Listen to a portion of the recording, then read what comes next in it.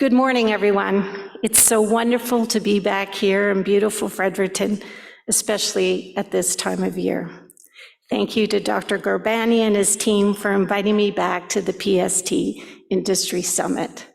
Who knew it was 20 years old? Congratulations. This conference is one of the highlights of my year. To be able to come here to help shape the future of cybersecurity with some of Canada's top innovators and leaders in this room. It was at this very summit last year where I was able to reconnect with Jennifer Flanagan, the co-founder, president, and CEO of Actua, who also happens to hail from right here in Fredericton. Actua does amazing work in STEM education for underrepresented groups in the tech world, such as Indigenous youth, girls and young women, at-risk youth, and young people living in northern and remote communities.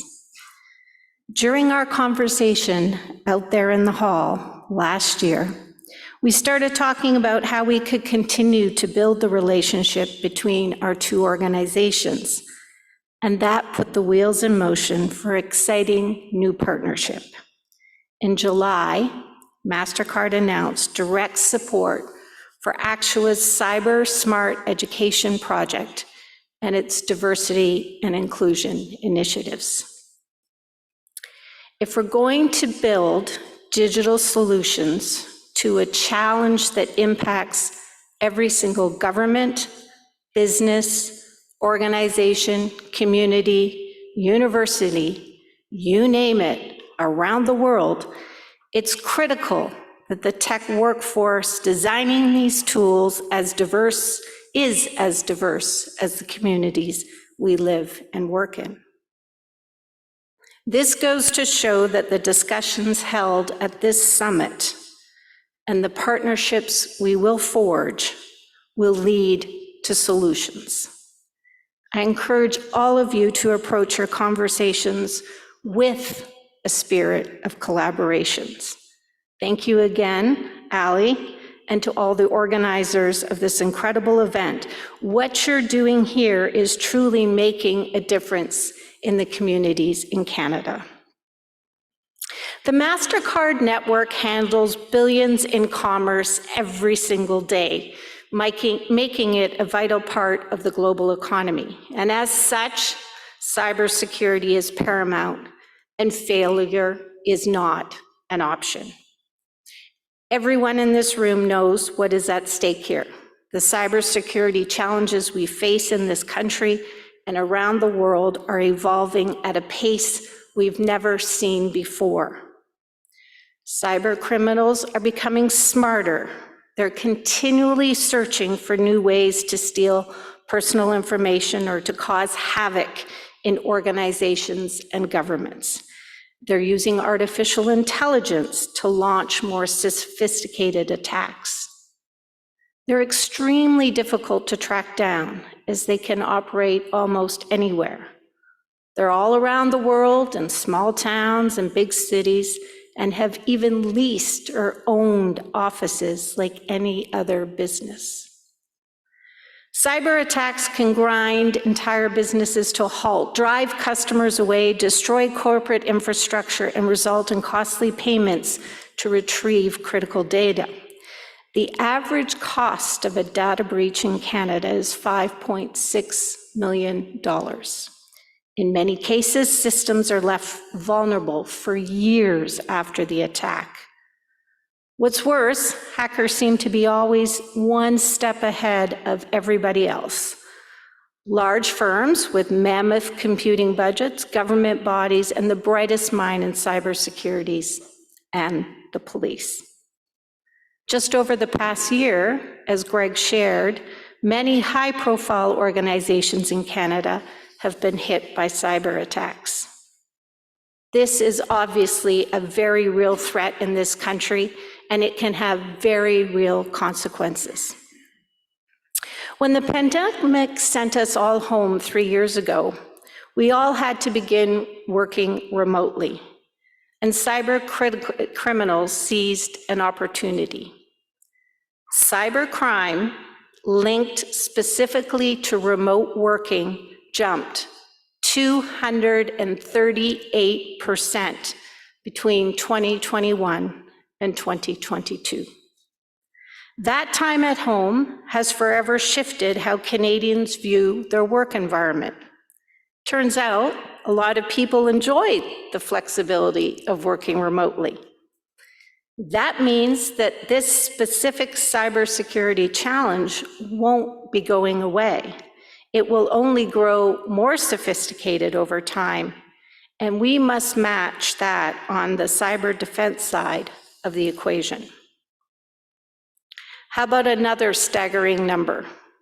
Overall, the amount of cybercrime has increased 600% in the last 3 years. It's basically functioning as a full-fledged industry. And what does that look like? As the President shared earlier, by 2025, it's estimated the worldwide cost of cybercrimes will reach $10.5 trillion. This is a massive challenge.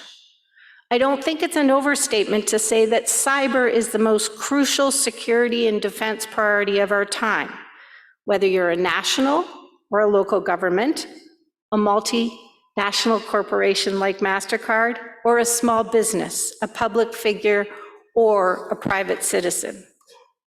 The Business Council of Canada recently released a report that links our growing cyber crisis to Canada's future economic success. It's abundantly clear we need to up our game when it comes to preventing cybercrime. That said, we must not let it detract us from embracing new technologies as we progress towards a digital-first world. We are seeing some amazing technological innovations, and that is something governments, businesses, nonprofits, post-secondary institutions, and the general public all want to see continued. Industry, academia, and governments must scale up and innovate their cyber operations, and it can't be done in silos, as Paul said. We must all collaborate to quickly and efficiently build scalable solutions that can negate these threats.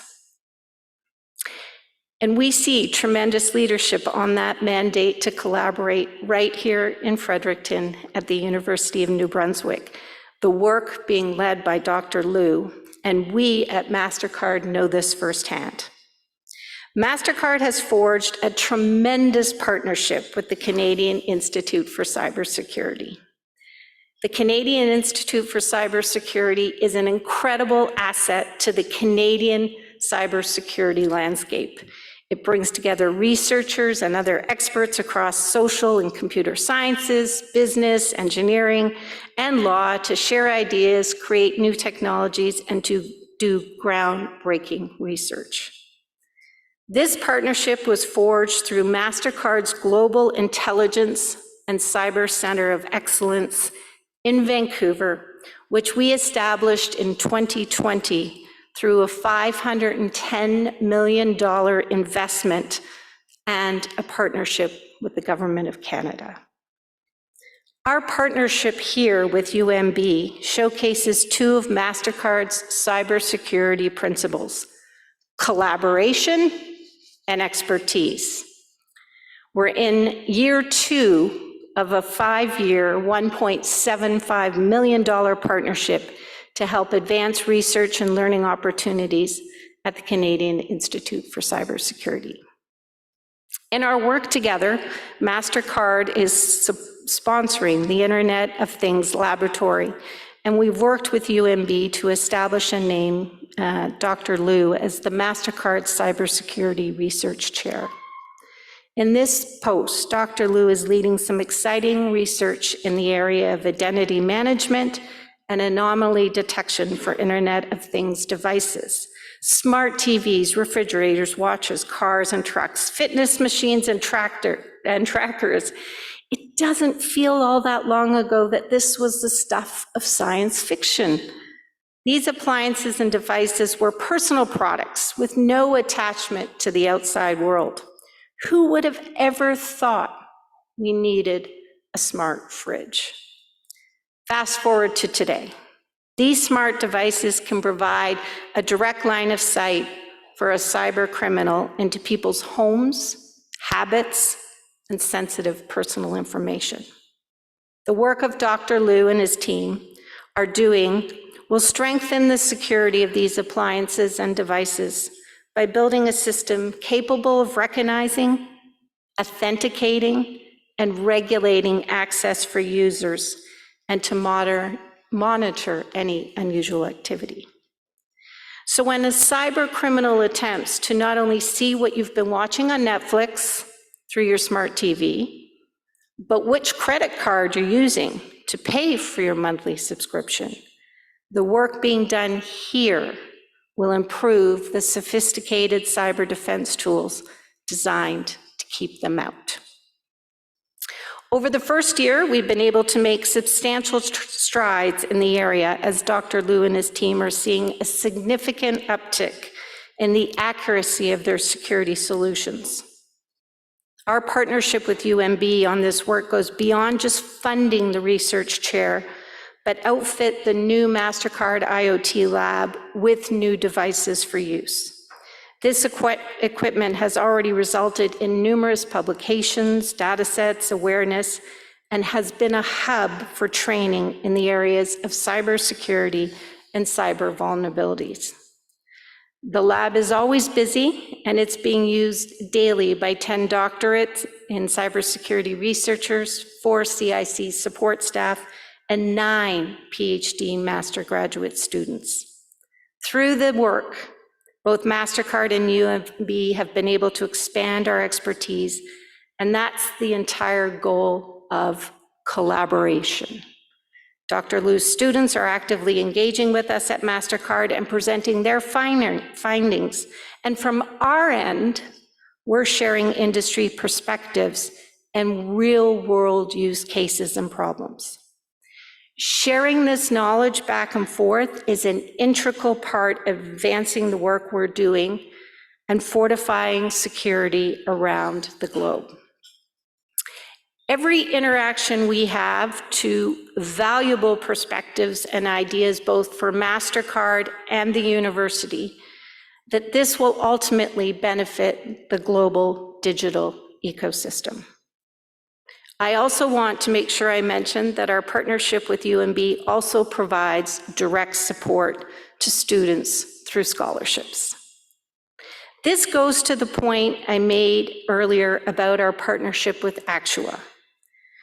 We know it's not only important to research, design, and create new cybersecurity tools, but we must also develop the tech workforce for the future to ensure Canada remains a key player in the global tech community for decades to come. In fact, we forge partnerships like these ones right here across the country through our Cyber Center of Excellence in Vancouver. Mastercard has proudly invested more than $9 million in strategic partnerships and knowledge sharing across Canada's entire tech ecosystem in the last year, as part of our ongoing commitment to strengthening Canadian innovation. Last Thursday, and Ali was there, at the University of Waterloo, I announced a $550,000 investment with the Cybersecurity and Privacy Institute on that campus. Just a few weeks ago, we announced a new $450,000 partnership with the British Columbia Institute of Technology to provide financial support for students through the Mastercard Computing Technology Awards, studying in the fields of computer systems, computer sciences, and cybersecurity, and create the first of Mastercard's trust in digital trust.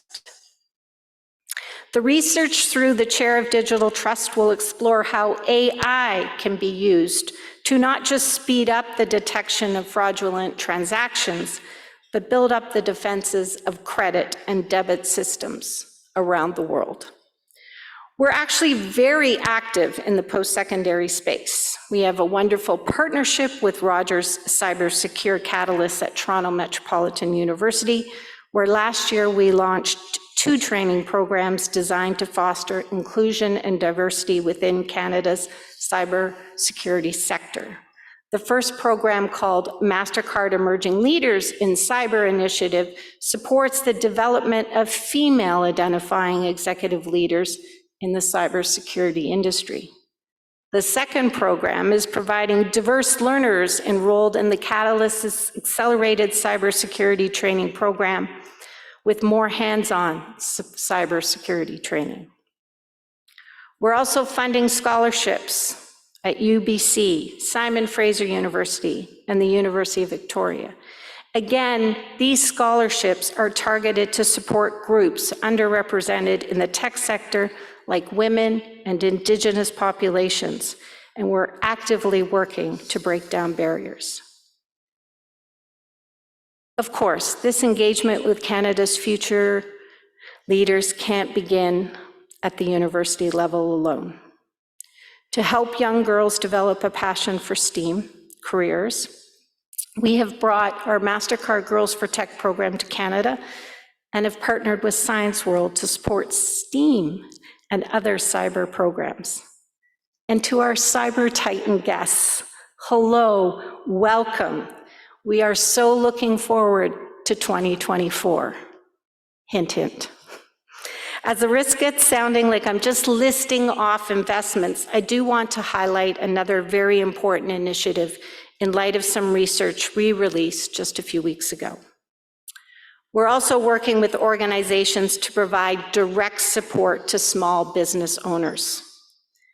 We just released a report last month which found that only 16% of small business owners feel certain they know what to do following a cyber attack. Only 18% are totally confident that their businesses would fully recover from an attack in the next 6 months. Think about that statistic. The vast majority of businesses in Canada, 98% of them, are small businesses. They employ millions of Canadians, and a widespread cyber attack would be devastating. To help them out, we've partnered with Digital Main Street to build tools to help local small businesses become more cyber aware.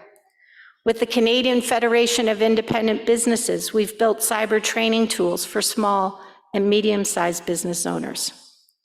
We've made these connections because, like the federal government, we know the importance of partnering across Canada's tech ecosystem to drive homegrown cybersecurity innovation and nurture the next generation of Canadian tech talent. On top of all these external partnerships, some amazing work is being done at our Cyber Center of Excellence in Vancouver. Research from the center is already enhancing Mastercard solutions, combining the center's biometric security algorithms with existing cyber capabilities, creating new approaches to improve online security. In just 3 years, our Center of Excellence has made quick progress against its long-term goals. We've filed more than 50 local patents that will secure cyber pace by building confidence in our connected devices, reducing the presence of malicious bots, bad human actors, and establishing a seamless experience for online interactions. And we've created and maintained more than 300 quality tech jobs, ranging from software engineers to data scientists to project and program managers. And we still have many roles to fill, not the 100 I announced last year, but at least 30. These world-class innovations are not only building a more secure digital economy for everyone and putting Canada on the map as a global leader in cyber, they offer multi-purpose potential for improving and securing Canada's cyber defense systems. So what's next? As everyone in this room knows, the digital transformation of our economy is only accelerating, and we will need to continue to forge partnerships to ensure businesses, post-secondary institutions, governments, and consumers can all trust that their networks and sensitive information are secure. At the Mastercard Global Intelligence and Cyber Center of Excellence, along with partners like the Institute for Cybersecurity, the University of Waterloo, University of British Columbia, BCIT, the Canadian Federation of Independent Business, Actua, and many others, we're actively working to achieve this through education and community investments. These partnerships will deliver innovations that will impact the global digital economy, and we are extremely proud of that. We can't just be satisfied with what we've done to date, though. We need to continue to invest in research and innovation, in talent development and training opportunities, recurring themes you've heard this morning. Cyber criminals don't stop, and neither can we. To that end, I'm looking forward to the conversations we'll have on this stage and throughout this conference. We want to hear your new ideas, learn about the innovative work you're doing, and to potentially forge new partnerships, just like my conversation with Jennifer Flanagan led to last year. Thanks again for joining us at the PST Industry Summit. Let's innovate together.